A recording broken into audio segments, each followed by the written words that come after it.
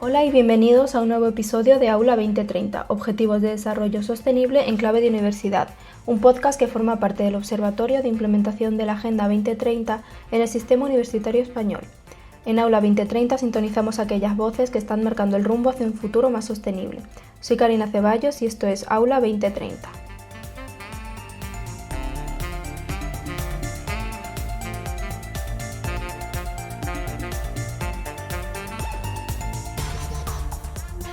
Tratamos de movernos más allá de la idea de que finalmente la persona consumidora es la única que tiene el poder de elección en un ámbito contractual y que sus derechos son vulnerados solamente en un ámbito contractual como bien has mencionado, sino que finalmente hay muchos factores estructurales que han de cambiar para que los derechos de las personas consumidoras estén respetados.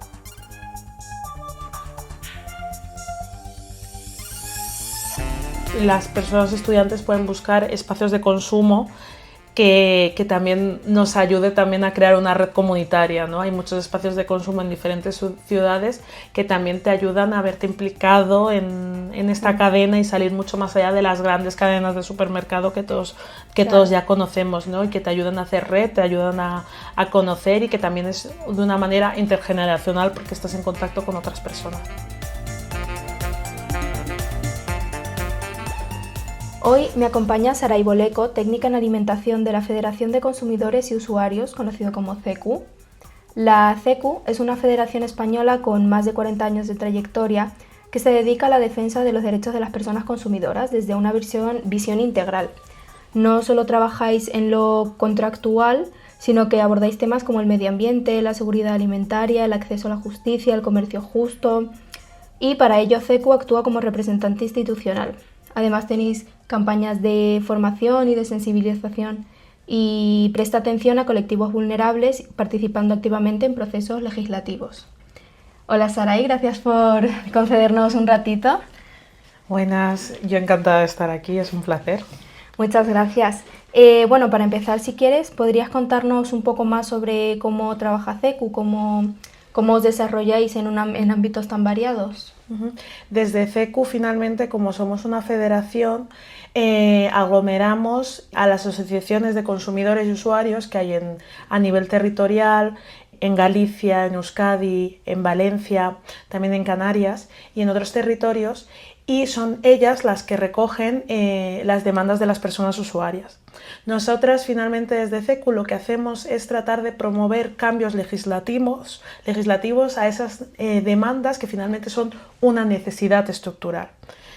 Tratamos de movernos más allá de la idea de que finalmente la persona consumidora es la única que tiene el poder de elección en un ámbito contractual y que sus derechos son vulnerados solamente en un ámbito contractual como bien has mencionado, sino que finalmente hay muchos factores estructurales que han de cambiar para que los derechos de las personas consumidoras estén respetados. Por eso tenemos las áreas de vivienda, de energías renovables, de sostenibilidad, de transporte y de alimentación, porque la intención es tratar de promover cambios en temáticas que realmente de forma sistemática los consumidores tienen sus derechos vulnerabilizados.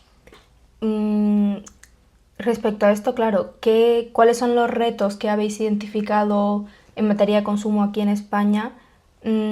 ¿Cuáles son los retos que se enfrentan las personas respecto a estos derechos en cuanto al consumo? Sobre todo ahora mismo estamos tratando, ya te digo, diferentes temas.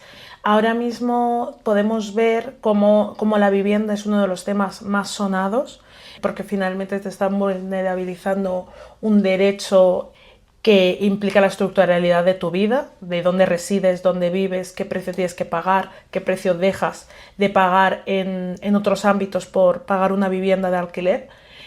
También con ello estamos trabajando en temas con respecto a los derechos de la tierra.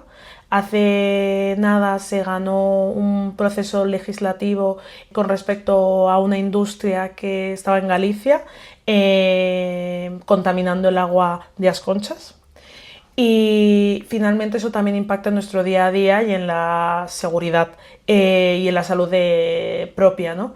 Y además de eso, pues también en cuanto a transportes, los derechos de las personas a la hora de viajar y como todavía está reciente el verano, también con respecto a los derechos de las personas en los festivales y en el caso de que quisieran devolver su entrada al enterarse de que este festival participaba o su fondo inversor es perteneciente a Israel, por ejemplo. Claro. Es un tema además muy candente. Ahora mismo el tema de los festivales también está teniendo muchos problemas de cambios de ubicaciones, de permisos. Entonces, al final son cosas que han afectado a mucha gente. Exacto, justo. Finalmente, por eso que también muchas veces hay informaciones viciadas en los contratos o en lo que firmas o en lo que pagas, que lo que tratamos es que finalmente las personas consumidoras puedan ejercer su derecho y si ese derecho se ve vulnerabilizado, que se pueda reclamar esto. Tú eres técnica en el ámbito de alimentación. Cuando se habla de la Agenda 2030, esta sitúa la alimentación como un eje clave para alcanzar los objetivos de desarrollo sostenible. ¿Cómo abordáis en CECU el vínculo que hay entre alimentación, sostenibilidad ambiental y salud pública? Pues desde CECU consideramos que el acceso a la alimentación es esencial y que intersecta con muchas cosas, entre ellas la salud propia y las recomendaciones que hacen las administraciones públicas a cómo deberíamos estar consumiendo, que contrasta mucho con lo que realmente estamos consumiendo. El Ministerio de Agricultura anualmente saca un informe que indica que, por ejemplo, en el ámbito de las legumbres, deberíamos estar consumiendo 11 kilos de legumbres anuales y realmente consumimos 3 kilos de legumbres anuales si llegamos, una media. Claro. Entonces eso contrasta mucho con realmente lo recomendado para ser una dieta saludable y sostenible. Teniendo esto en cuenta, ¿por qué también nos gusta hablar de sostenibilidad? Porque finalmente el impacto que tiene nuestra forma de consumo actual afecta a la Tierra y afecta a nuestro desarrollo futuro, ¿no? Y a la salud planetaria. Y teniendo en cuenta esto, nuestro deseo es poder seguir promocionando un consumo de alimentos vegetales porque no solamente son buenos para nuestra salud y no son solamente buenos para la salud planetaria, sino que también ayudan a que la Tierra pueda conseguir el nitrógeno que necesita para seguir cultivando, ¿no? Sí. Que muchas veces no tenemos en cuenta esto y tiramos y contaminamos más porque tiramos de insumos químicos que afectan al desarrollo de la Tierra en sí misma, ¿no? Y contaminan mucho más. Claro, algo que además se lleva en el día a día, que además suele ser más bien planificado. Uno tiene que saber más o menos pues cuántas legumbres va a comprar y al final si no tienes la información de cuánto necesitas, de cómo afecta, es como una rueda que no para, ¿no? Exacto, justo. Y finalmente, teniendo esto en cuenta, muchas veces es como sí, desde las personas consumidoras sabemos que las legumbres son buenas, pero no sabemos que tenemos que comerlas todos los días. Claro. Y no sabemos lo bueno que puede llegar a ser para nuestra salud del todo poder comerlas todos los días. Y eso también afecta mucho, que lo comentaré más adelante, en cómo está posicionado esto en los supermercados. Claro, o sea, al final la falta de información también es algo que afecta a cómo las buscamos, cuánto invertimos en ellas. A lo mejor cuando sabes los beneficios y lo importante que es, se equilibra un poco lo que gastas de un lado y de otro y cómo eso se proyecta en los supermercados, ¿no? También en CECU, en uno de vuestros últimos artículos, habláis de un decreto de comedores escolares en Madrid que está vinculado a garantizar una alimentación sostenible y saludable en los centros educativos. ¿Cuánto tiempo lleva avanzar en este tipo de peticiones? Pues la verdad que esto ha sido impulsado por el Ministerio de Consumo y lleva bastante tiempo, porque desde el Ministerio de Consumo sacaron, antes de empezar ellos a legislarlo, hicieron una consulta pública en la que tienes que poder recoger las demandas de todas las personas y todas las entidades que tratan de fomentar el acceso a una alimentación.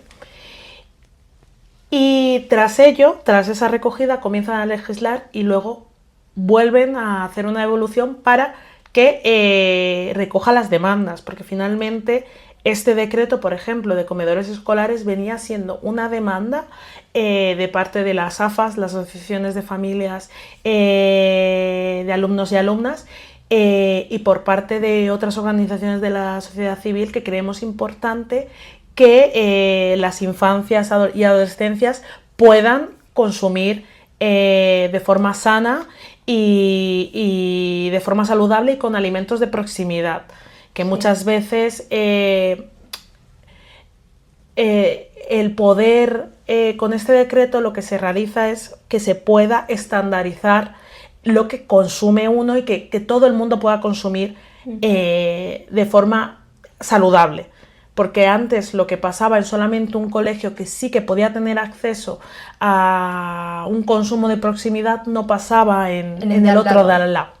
Entonces este Real Decreto obliga a que las cocinas tengan unos estándares categorizados que garanticen que al menos la persona y la infancia y adolescencia que se queda en el comedor consuma y de forma saludable. Claro, que haya un equilibrio, que tu salud y tu alimentación no dependa de que vayas al colegio en una calle o en la otra. Exacto, justo. ¿Esto, por ejemplo, podría suceder también con las universidades? ¿O es algo que todavía no se ha...? Dentro de... O sea, es algo que todavía no se ha hablado porque cada uno, su universidad, la universidad cada una, entiendo que lleva su legislación, pero algo de impacto creo que tiene este de Real Decreto en las universidades. Algo de impacto. Sí. No del todo. Puede ser un primer paso, ¿no? Exacto, en relación a las máquinas expendedoras que pueda haber en un espacio educativo, también este Real Decreto habla de eso y de qué tipo de consumo puedes promover, si promueves productos azucarados, etcétera, ¿no? Porque también finalmente esto impacta no solamente en la salud, sino en la sostenibilidad. Claro, y en los menús, ¿no? También lo que se ofrece, como dices, ¿no? Cuando hay opciones, qué opciones hay. Exacto. Como te he comentado, Observa 2030, este observatorio, se enfoca en analizar cómo los objetivos de sostenibilidad se integran en las universidades españolas. ¿Qué papel crees que debería desempeñar las universidades en promover un consumo alimentario más responsable y justo? Creo que las universidades son un eje central para tanto promover como un entorno social y alimentario, porque finalmente tiene cafeterías y comedores, para promover un consumo saludable y sostenible. Creo que se pueden hacer políticas para que eso pase dentro de los estudiantes y las estudiantes de las universidades, y más allá de eso también tiene un impacto en el exterior, ¿no? En el contexto social, en promover una evidencia científica que ayude a que el consumo saludable y sostenible no sea visto como una cuestión ideológica, sino que vaya más allá, para que no sea una cuestión y un debate polarizado. Es decir, que se entienda que el hecho de poder consumir más vegetales es bueno para todas las personas, independientemente de la dieta que sigan. Claro, además que aquí se está viendo que lo importante es la información que tienen. Obviamente estando en las universidades ya eres más adulto, además mucha gente se lleva su propia comida, pero a lo mejor hay un vacío anterior que se proyecta en cómo te alimentas en la universidad, exacto, en lo que te ofrecen y en lo que tú llevas allí mismo. Y sobre todo porque muchas veces en mayo nosotros publicamos un informe Era una de los resultados de una encuesta sobre plant-based aquí en España. Y realizamos una pregunta sobre la dieta mediterránea, porque todo el mundo se piensa que consume bajo los patrones de la dieta mediterránea. Pero luego lo hilábamos a la pregunta de si realmente sabían qué era la dieta mediterránea y qué era lo que implicaba. Finalmente la dieta mediterránea implica un mayor consumo de frutas y verduras, un mayor consumo de legumbres y consumir menos lácteos y menos carne, sobre todo la roja. Y efectivamente, como de manera social ha tenido todos los disfraces la dieta mediterránea, todo el mundo se piensa que consume la dieta mediterránea cuando no es así.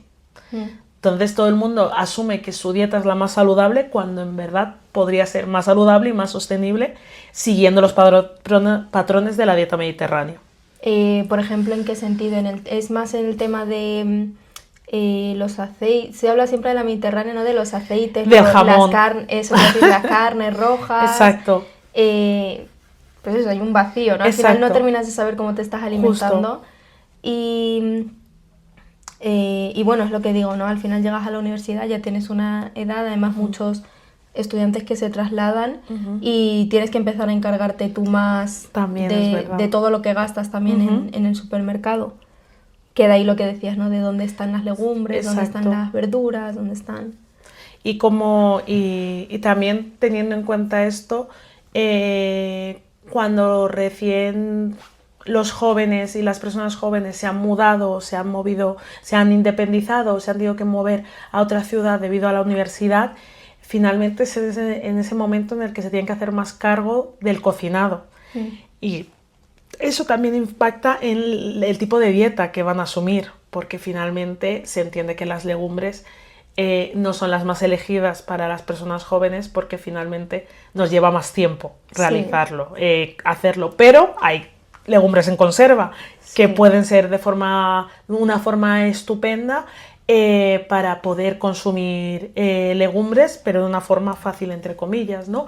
O también siempre lo vinculamos ahora en invierno, cuando llega el momento del puchero, solamente comerlo ahí, cuando en verano también puedes comerlo y sigue siendo saludable y sigue siendo una fuente de proteína que muchas veces no se vincula, solamente la proteína se vincula al consumo de carne, ¿no? Cuando la proteína se puede obtener de otras fuentes que son más sostenibles.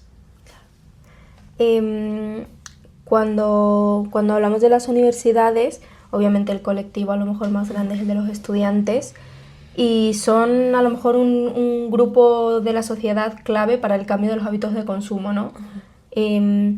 ¿Qué mensajes o herramientas crees que pueden ser más efectivos para sensibilizarles sobre consumo sostenible? Aunque no sea solo en alimentación, ¿no? Sino cuando se habla de ropa, de telefonía, cosas así. ¿Cuáles son esas formas de sensibilizarlos? Sí, yo creo que sobre todo esto, los mensajes esenciales, creo que se tendría que hablar de que esto va mucho más allá de la individualidad de la persona. Es decir, que tanto las acciones que tomamos son influenciadas por otros factores externos, es decir, a la hora de ir al súper, si yo lo primero que me encuentro es el estante de promociones de productos procesados, no voy a ir más allá al fondo de la estantería para cogerme unas legumbres, por ejemplo. Pero al igual que eso, también somos responsables con muchos condicionantes de el tipo de consumo que queremos hacer y ejercer, ¿no? En el impacto de, por ejemplo, que puede tener nuestro consumo textil, con la ropa, comprando en Shein, comprando en Zara. ¿Qué podemos hacer, ¿no? Para evitarlo? ¿Qué podemos hacer para que esa huella que podamos dejar en el mundo no sea tan grande y que pueda favorecer un espacio saludable tanto para nosotros mismos como para la salud del planeta? Sí, con que pueden haber diversas formas también de enseñarle. Por ejemplo, hace poco la Universidad de Granada, la Cátedra Huella Verde, hizo un swap clothing con los estudiantes que llegan, ¿no? Al final tú llegas nuevo, entras a la universidad, los que vienen de fuera, y tú más o menos les das como ese espacio como universidad de, oye, pues aquí los que se van dejan esta ropa porque a lo mejor venía alguien estudiando de Barcelona y no va a necesitar estas cosas o no se las quiere llevar. Al final se les puede dar un espacio, Claro. ¿no? Como desde la universidad. Claro, eso es una muy buena práctica. O en cuanto a alimentación, a lo mejor también las personas estudiantes pueden buscar espacios de consumo que también nos ayude también a crear una red comunitaria, ¿no? Hay muchos espacios de consumo en diferentes ciudades que también te ayudan a verte implicado en esta cadena y salir mucho más allá de las grandes cadenas de supermercado que todos ya conocemos, ¿no? Y que te ayudan a hacer red, te ayudan a conocer, y que también es de una manera intergeneracional porque estás en contacto con otras personas. Claro.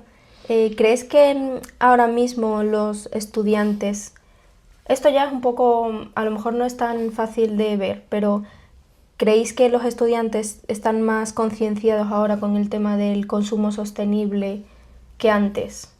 O al revés, a lo mejor la bola se está haciendo más grande. Pues no sé qué decirte. Creemos que, o sea, desde algunos ámbitos sí que están del todo concienciados y en otros no. En otros no.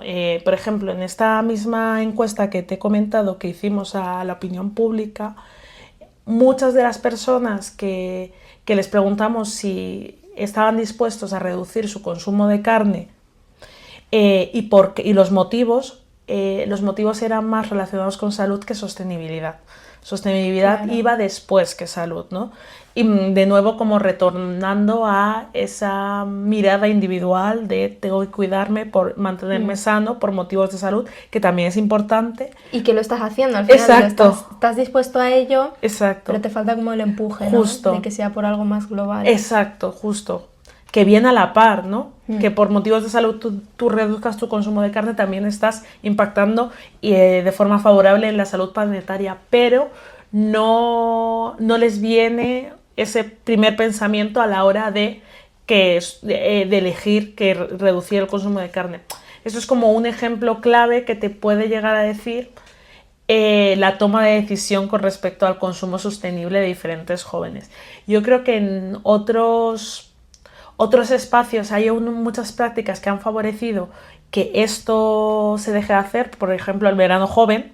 Esto fomenta muchísimo el bajar el consumo de transporte privado y aumentar el consumo de transporte público para poder seguir teniendo opciones de ocio. Sí. Y esto es una buena práctica que puede fomentar la conciencia de las personas jóvenes con respecto a un consumo sostenible, ¿no? Que impacte para todas. Pero ya te digo, creo que en algunos aspectos todavía tenemos que hacer mucha más incidencia para que la gente se dé cuenta del impacto que puede tener no mirar y cuidar a la salud planetaria. Un poco ya para cerrar, en un futuro, ¿tú crees que podrían existir o darse buenas prácticas de colaboración entre CECU y universidades o investigación conjunta en torno a sostenibilidad? Yo creo que sí, de hecho está la necesidad de seguir generando evidencia científica, está la necesidad de seguir reforzando un marco teórico y práctico donde poder hablar de un consumo sostenible y donde poder hablar de los derechos de las personas consumidoras, mostrando esta evidencia, ¿no? De que no solamente es bueno para las personas consumidoras, sino es bueno en el global y en el conjunto, y yo creo que es muy necesario que ahora mismo estemos conectadas, tanto las organizaciones que hablamos sobre los derechos de las personas consumidoras como las universidades. Es un espacio al final que influye a mucha gente. En las universidades pasan estudiantes, profesores, investigadores, gente administrativa, entonces al final es un colectivo muy grande en la que influyen muchos aspectos del consumo. Pues muchas gracias, Saray, Nada. de verdad. Gracias por acompañarnos y por darnos un poco esta visión, ¿no? de cómo se gestiona el consumo sostenible en España y cómo se intenta defender y avanzar en este camino. Genial. Y bueno, para quienes nos oigan, gracias por escucharnos. Nos vemos en el próximo capítulo para seguir dando voz a aquellas personas que están comprometidas con un futuro más sostenible. Y muchas gracias.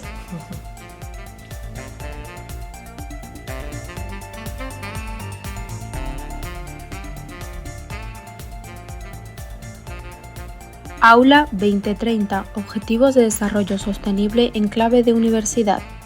Un podcast del Observatorio de Implementación de la Agenda 2030 en el Sistema Universitario Español. Dirección: Magdalena Trillo y Montserrat Zamorano, investigadoras de la Universidad de Granada, integrantes del Observatorio y responsables del equipo de comunicación. Edición y voz de Karina Ceballos.